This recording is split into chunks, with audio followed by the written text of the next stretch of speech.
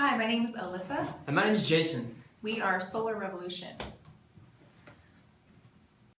So first I'm going to go over some definitions to help you understand what we're talking about. Photovoltaic, or PV, is the technology converting the sun's energy into electricity.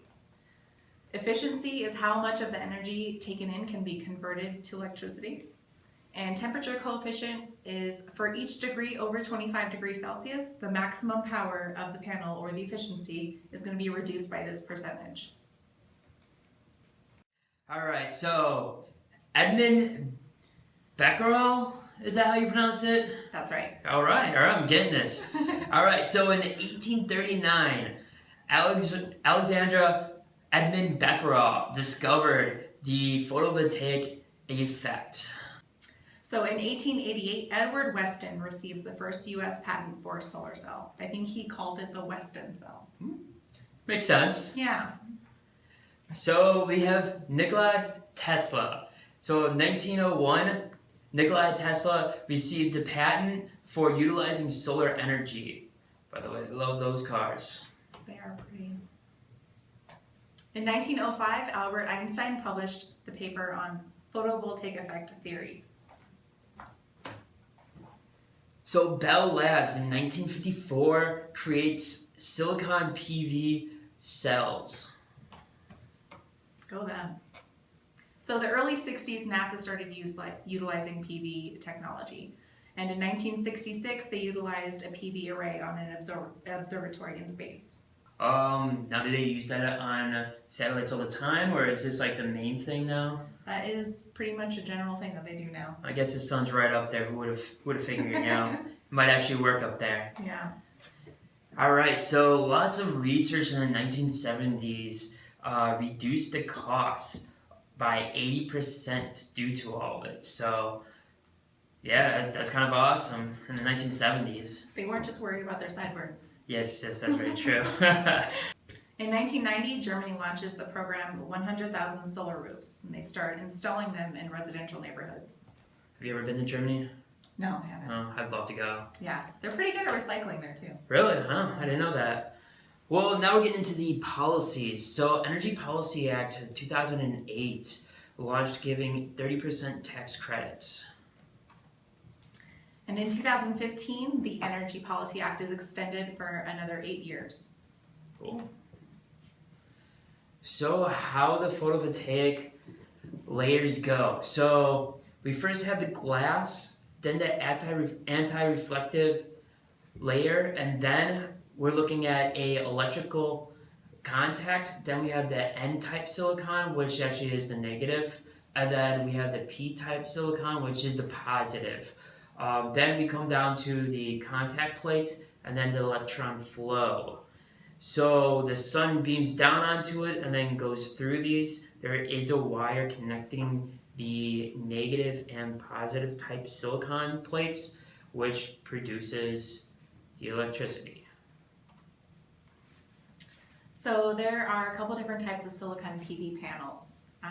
The first and previously the most used is the monocrystalline.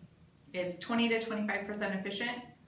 It's generally 270 to 320 watts per panel. And it's generally given a 25-year warranty because they're very reliable. Cool. Now, are these the main ones that we use, or are these... These used to be the main ones you would see. Okay, all right. Well, I guess we're getting into more. So we got the multicrystalline and polycrystalline Si, which puts a 20.4% efficiency, and it gives about 260 to 300 watts per panel. Currently, the most used, which answers my question before, the photovoltaic technology, mono and multicrystalline Si panels have temperature coefficients in the 0.44 to 0.55 range. So thin film is one of the newer technologies. It's generally 7 to 13% efficient, 100 watts per panel, and it can be made flexible, which is the upside to this.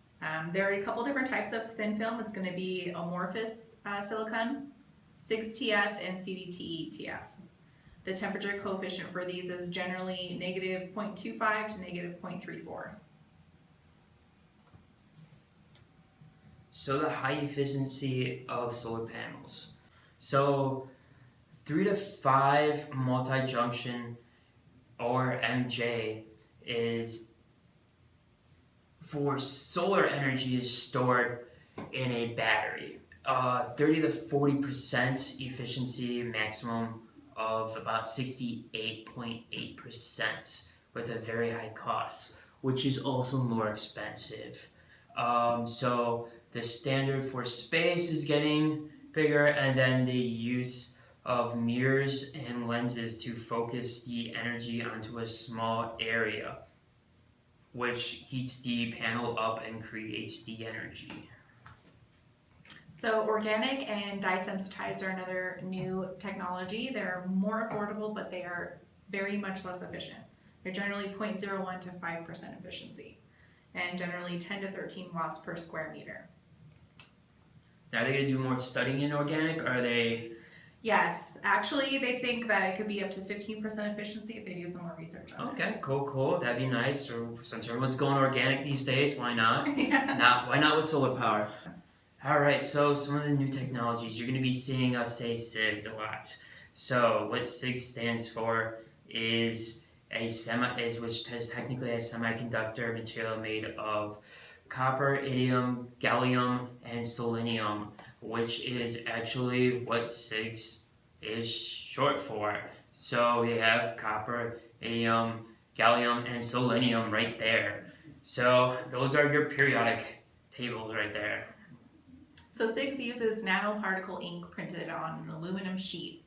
And once the ink is dried, the SIGS is formed. A layer of semiconductor fingerprints are printed on. Then they're cut into small cell sheets and then stacked to turn into panels. So aluminum high, I usually say aluminium. You can say both things. It's a special word. It is indeed. Which that also produces about 10 to 12% more efficiency, pushing about 240 watts. So the photovoltaic incentives. So there are over 86 solar programs in the state of Arizona, and over 200 solar programs within the United States altogether, according to the North Carolina Clean Energy Technology Center is where I've gotten these incentives.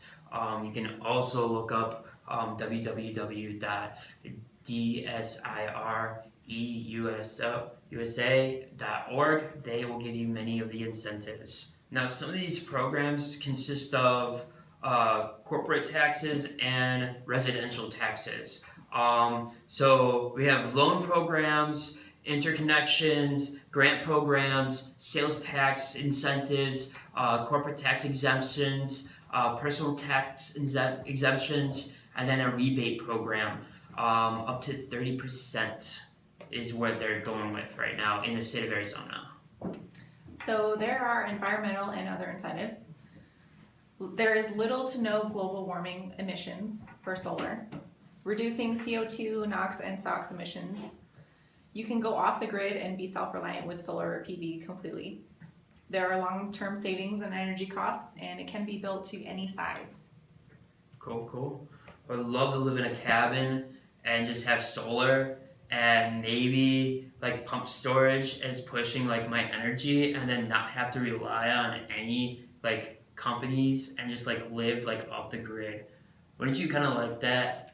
I think that'd be nice for a vacation. I don't know if I could do that for. Yeah, I guess like the Wi-Fi would be rough, but Yeah. I mean, still it'd be kind of cool, just you and nature. It would be nice. So 2010, the average cost of solar panels dropped more than 60%. You can also see since 2008, 1.2 gigawatts to an estimated of 30 gigawatts today, right now.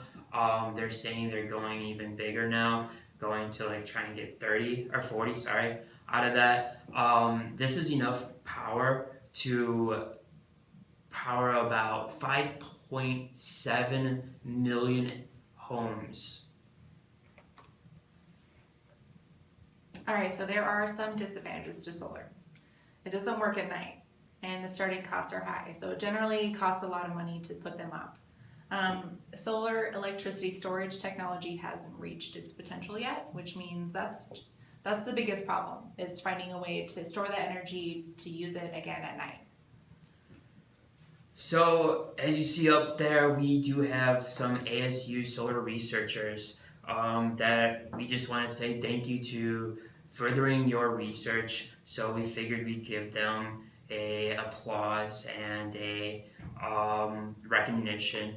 They're right here on the campus. So if you're looking at furthering your knowledge and your research on maybe seeing the more incentives and maybe getting an interview with them or something, these are the guys to go to. We just want to say thank you. Since we are from ASU, we figured why not. So the future of solar photovoltaic is storage. As Alyssa was saying, that our storage is just not at the potential, and we would like to get it to a better potential of filling more resources with the storage thought process, because once we have better storage, we could advance our photovoltaic, and maybe we could become more nationwide and maybe more reliable on that instead of other sources. So here is a Tesla battery.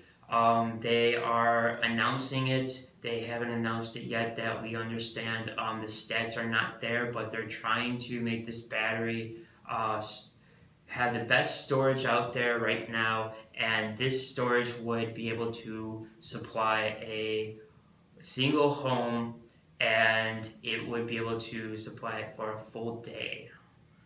Alyssa, what's on the right? So on the right side, you're going to see the new conical spinning panels. They take up a lot less space, and they're super cool looking. Cool. Nice little vision out there. Alright, so the research that we did and where we got our information is right here. If you'd like to take a look at it, go for it. These are the main sites we used. These are the main researching we did. For your future reference, if you want to go into it more, these are the sites to go to. So thank you very much, and thanks for watching. yeah, definitely have a good day.